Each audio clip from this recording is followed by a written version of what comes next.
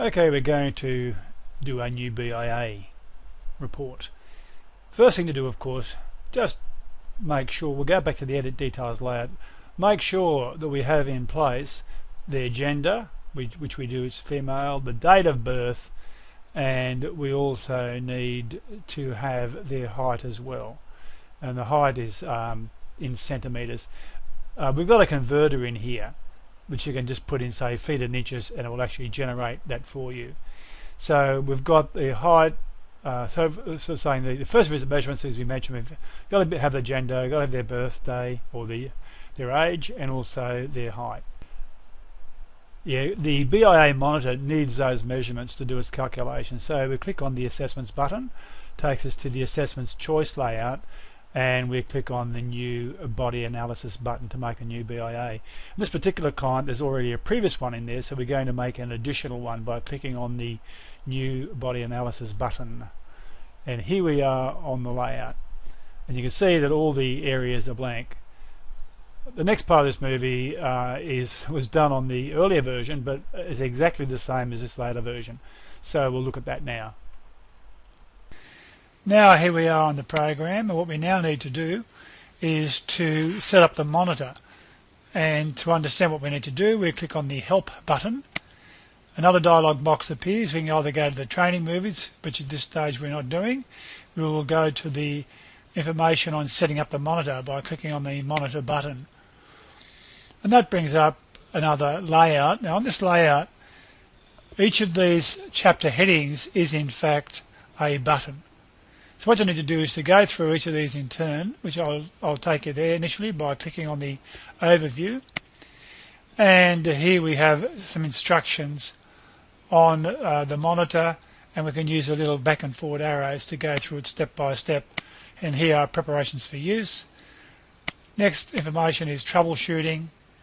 Next information is improving the accuracy of your readings. This is quite important, because it is possible for the readings to vary a hell of a lot if you don't do it properly.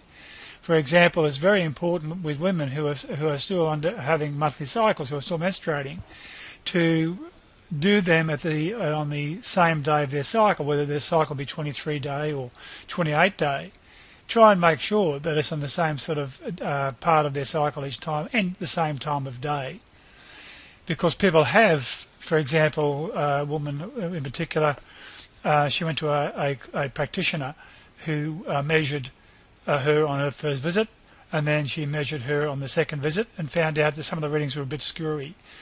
And when I asked her when did she measure her, she said, first it was 2 weeks apart. And I said, well, you want to consider that the woman's going through a monthly cycle and fluid levels are going to change enormously, and so will the physiology to a degree, so it's important to keep that in mind. You can do people once a fortnight, women once a fortnight who are still menstruating, but the thing is that you need to keep in mind that the most accurate readings are going to be 4 weeks apart. With men, men don't have quite the same problem, or women who have undergone menopause. It's not the same sort of problem, but with them, make sure it's the same time of day and they're wearing similar sort of clothes each time. So that way you want to make your results consistent. There are other things as well, and the program points that out. So if you keep those factors in mind, you'll be a lot more accurate with your overall approach to body analysis. And you just keep on going from screen to screen to screen to learn how to use the machine, how to set it up, how to do the various recalls, etc.